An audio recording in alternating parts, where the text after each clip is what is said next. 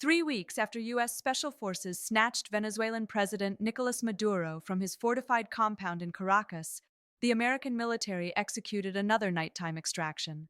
This time not in Latin America, but in Scotland. In the early hours of January 28th, while Edinburgh slept, the U.S. Coast Guard removed 2 men from a seized oil tanker in Scottish waters and spirited them away to face prosecution in America. They did this hours after Scotland's highest court explicitly ordered that these men not be removed from Scottish jurisdiction. The order was ignored. The men were taken, and a lawmaker in the Scottish Parliament rose to call the President of the United States a fascist. What just happened in the waters off Scotland's Moray coast is not simply a maritime enforcement action. It is the application of the same principle that Washington demonstrated in Venezuela. When American interests are at stake, courts can be bypassed, sovereignty can be brushed aside, and the cover of darkness provides all the authorization needed. The vessel at the center of this crisis is called the Marinera, though that was not always its name. Until late December 2025, it was known as the Bella One, an aging tanker that had spent years shuttling oil for sanctioned regimes. The ship had been flagged to Guyana, then suddenly re-registered as a Russian vessel on December 31, 2025, in the middle of an American pursuit, with a fresh coat of paint covering its old name and a Russian flag hastily added to its hull. The chase began in December, when the U.S. Coast Guard attempted to board the Bella One in Caribbean waters as it headed toward Venezuela to collect oil. The crew refused. The ship turned and ran into the Atlantic, beginning a dramatic weeks-long flight across the open ocean that captivated maritime observers and intelligence analysts, tracking its every move. As the tanker fled eastward, it disabled its transponder repeatedly, trying to disappear into the vastness of the North Atlantic. The crew knew American forces were following. Surveillance aircraft from the US, UK, France, and Ireland tracked the vessel as it made its way toward Europe. By early January, Russia had dispatched a submarine and Navy vessels to escort the tanker as it headed toward what analysts believed was an Arctic Russian port. Then came January 7, 2026. Just days after U.S. forces captured Maduro in Venezuela, American Special Operations teams boarded the Marinera in the North Atlantic near Iceland. Navy SEALs were among the forces that descended onto the deck, transported by helicopters from the 160th Special Operations Aviation Regiment, the unit known as the Night Stalkers. Russia's transport ministry confirmed it lost contact with the vessel after U.S. forces boarded at 7 a.m. Eastern Time. The UK Ministry of Defence announced that British armed forces provided support for the operation. RAF surveillance aircraft tracked the tanker. A Royal Navy support ship assisted American personnel. Defense Secretary John Healey called the vessel part of a Russian-Iranian axis of sanctions evasion, fueling terrorism, conflict, and misery from the Middle East to Ukraine. The seized tanker, with its 28 crew members still aboard, was then brought into Scottish territorial waters and anchored in the Moray Firth, off the coast of Burghead. American officials said the ship needed to take on fresh supplies, and here is where the situation began to unravel. Scotland's First Minister John Swinney was not informed in advance that the vessel would enter Scottish waters. He learned about it from media reports. The tanker, guarded by a U.S. Coast Guard cutter, sat in Scottish jurisdiction, while Scottish authorities had no control over what happened aboard and no legal basis for boarding the vessel. For nearly 3 weeks, the Marinera remained anchored off Scotland's coast. The 28 crew members were eventually brought ashore at an Army Reserve Centre in Inverness for processing by UK immigration officials. 21 were transferred to Aberdeen to travel to other countries. 5 voluntarily decided to travel to the United States, but 2 remained in American custody aboard the vessel. Captain Avtandil Kalandadze, a Georgian national, and his unnamed first officer. On January 16th, the United States submitted a formal request for mutual legal assistance to Scotland's prosecution service. The Lord Advocate granted the request, subject to specific assurances and conditions to ensure the safety and well-being of the crew. A key requirement was that all 28 crew members be brought ashore to Scotland, but on January 26th, the U.S. withdrew that request. The withdrawal was confirmed in writing on January 27th. Whatever arrangement had been negotiated was now off the table. That same day, Monday, January 27th, lawyers acting for Natia Dzadzama, the wife of Captain Kalandadze, filed an emergency petition with the Court of Session in Edinburgh, Scotland's highest civil court. They sought an order preventing the removal of her husband from Scottish jurisdiction. In a late-night virtual hearing, Judge Lord Young granted an interim interdict. The order prohibited the Advocate General for Scotland, the Lord Advocate, and Scottish ministers, or anyone acting on their behalf, from removing the captain and crew of the Marinera from the territorial jurisdiction of the Scottish courts.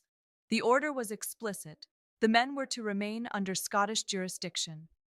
Their lawyer, Amr Anwar, argued that the circumstances raised serious concerns under European human rights law.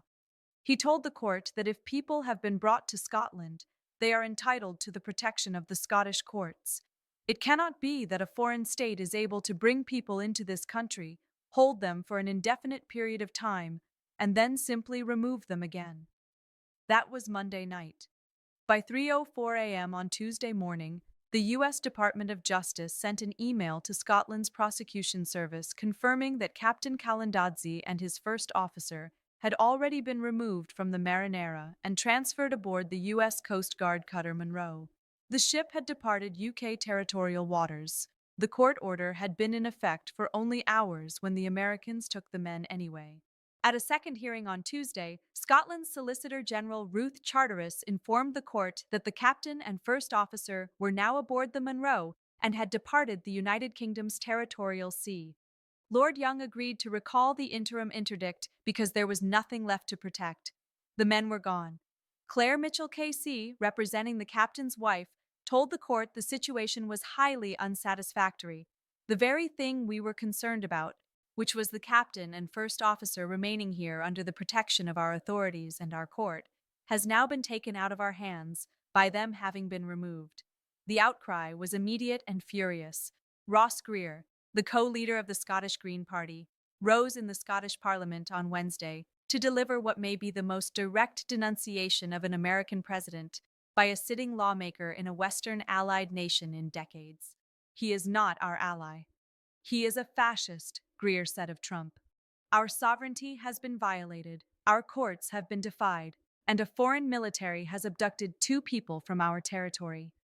Greer called on the Scottish government to immediately evict U.S. troops from Prestwick Airport, a facility owned by the Scottish government that American forces use as a de facto base. He demanded to know whether the First Minister would show Trump that his piracy has consequences. The Scottish Greens issued a formal statement calling the United States a rogue state with contempt for international law. They described what happened as an abduction, carried out in the middle of the night, hours after Scotland's highest court ordered the men not be removed. Amr Anwar, the lawyer who had sought the emergency order, was equally blunt. He said the U.S. military had shown it could step foot in Scotland, in the UK, and abduct individuals, illegally detain them. If it's not going their way, they will just abduct them and take them. That is not civilized. He accused UK and Scottish authorities of failing to protect the men's rights. These people have been denied their most basic human rights right under our noses, he said, whilst the UK knowingly assisted the US abduction of 2 men from Scotland to avoid the judicial review taking place.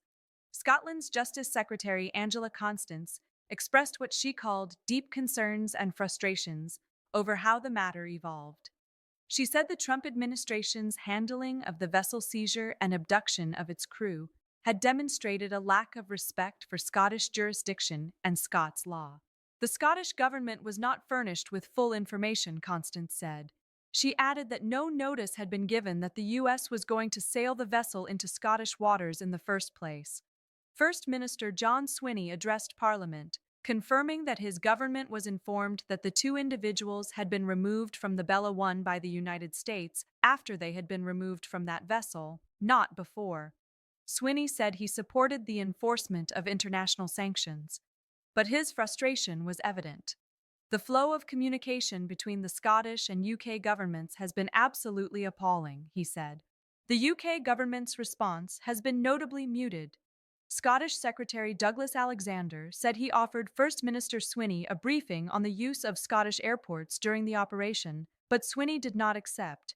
Swinney fired back that Alexander's letter basically told him the whole issue was none of his business and called the Scottish Secretary's communication juvenile. Prime Minister Keir Starmer eventually wrote to Swinney, saying the UK government would work with the Scottish government where there are devolved equities or matters of Scots law. But on the central question of why American forces were allowed to defy a Scottish court order and remove two men from UK waters, Westminster has offered no accountability. A U.S. Embassy spokesperson issued a statement saying the United States and the United Kingdom are coordinating regarding the status, processing, and prospective repatriation of crew members from the Bella 1. The statement said the vessel had been interdicted in international waters and moved into UK territorial waters for safety reasons.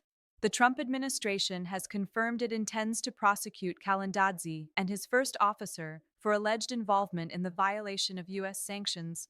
What charges they will face and under what legal framework they were taken from Scottish jurisdiction despite a court order to the contrary remains unclear. The legal question at the heart of this crisis is whether Scotland's courts have any power over the actions of a foreign government. Lord Young, the judge who granted and then recalled the interim interdict, acknowledged that the 1978 State Immunity Act limits his ability to make orders against foreign governments.